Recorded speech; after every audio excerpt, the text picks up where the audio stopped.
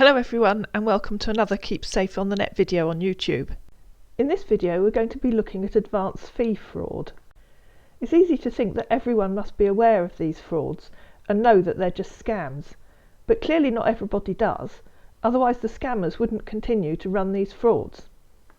Common stories that the scammers come up with include a bank manager who's found an abandoned account and is willing to share the contents with you, an attorney, barrister or bank manager whose client died leaving a large amount of money, whose relatives can't be found and who happens to have the same last name as you do, a widowed lady or gentleman who's dying of cancer and needs to leave their money to someone for charitable work, random funds which just happen to be in your name, random offers to invest large amounts of money in your country, large amounts of money for unpaid contracts, and of course the ever-present consignment box packed full of money.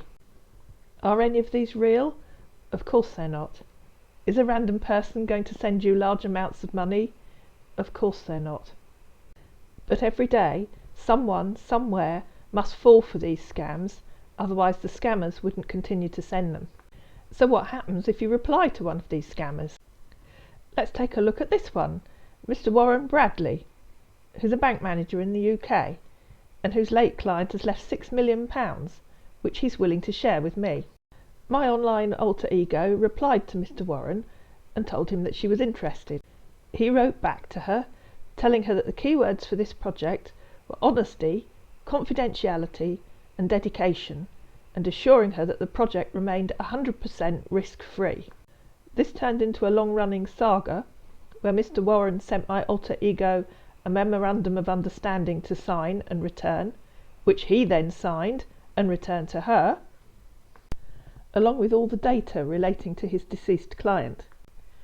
She was then told to email the bank, who replied that they needed a registered death certificate, a registered affidavit of claim, a registered change of ownership, and a copy of Annie's passport or driver's license. If you decide to wind up scammers as I do, please never send them copies of ID, even if they're fake and you've photoshopped them, because they can use these to take in other victims. My alter ego Annie doesn't drive, she's never travelled, so she doesn't have a passport, but she does sometimes offer to send scammers copies of her supermarket card. So where is this long-running saga heading, I hear you ask? Annie contacted Mr. Warren to tell him that the bank had asked her for all sorts of details that she couldn't provide because she didn't have them. Mr. Warren told her that these things are easily procured through the aid of lawyers and that no questions would be asked. He then sent Annie the email address of a supposed lawyer, along with the text which he told Annie she should send to the lawyer. And now we find out where this advanced fee scam is heading. Annie is asked to pay a total of £5,069 in fees. So Annie replied asking how she should pay, and was given the details of a UK bank account.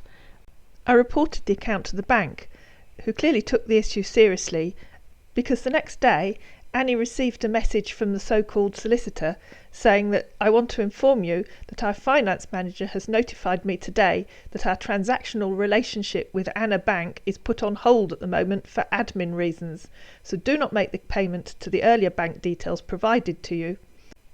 Please confirm that you understand that bank detail is hereby changed, adding I shall provide you with alternate bank details for your payment. Meanwhile, Annie was contacted about a COVID-19 relief fund. She replied that she was interested and was told that she needed to pay $1,950 for registration, handling, administration of the documents and certificates. Annie thought that was rather expensive, so she asked how much she was going to receive from the COVID-19 relief fund. Not wanting to lose a potential victim at the first hurdle, the scammer replied asking her how much she could afford.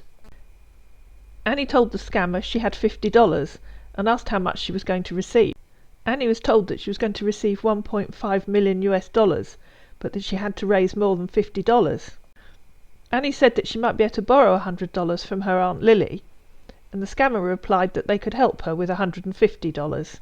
She was then given the details of a Nigerian bank account to send the money to. So she told the scammers that there was a problem and that her bank wouldn't let her send money to Nigeria unless the scammer phoned them to confirm who they were and why they were being sent the money. And this is where a Money Mule entered the story. Just a few weeks ago, I made a video about a fake famous musician, 3 continents, and a money mule, and in that I explain what money mules are and how they're recruited, and I'll leave a link in the description box below if you'd like to watch that video. Annie was sent the full name, address and bank account details of a money mule living in Los Angeles. I won't give you any further details because money mules can also be seen as victims.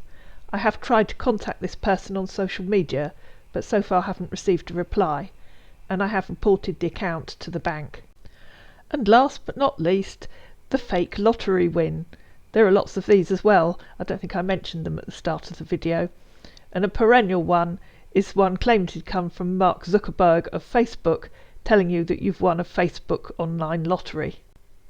No organisation anywhere ever runs online lotteries or online draws unless you've entered.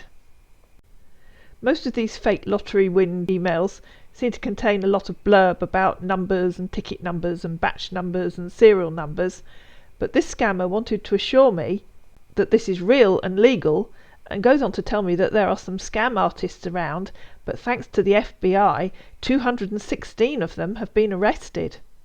That's comforting to know, and reassures me that this is obviously a genuine lottery. Not. Annie was asked for a lot of personal information, almost none of which she answered. She simply gave her name and her made-up address.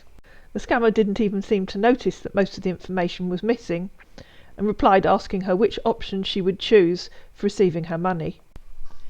Annie chose to receive an ATM card, and I'm sure it won't surprise you to know that she was asked for a fee of $650. I hope this video helps you to understand that none of these offers to send you large amounts of money are real. They're all run by scammers who are hoping to get their hands on your money. And the more money you send them, I'm quite sure the more money they will ask for. I hope you found this video useful. If you did, please like it, please share it, please subscribe to my channel, and I'll see you again in another Keep Safe on the Net video on YouTube.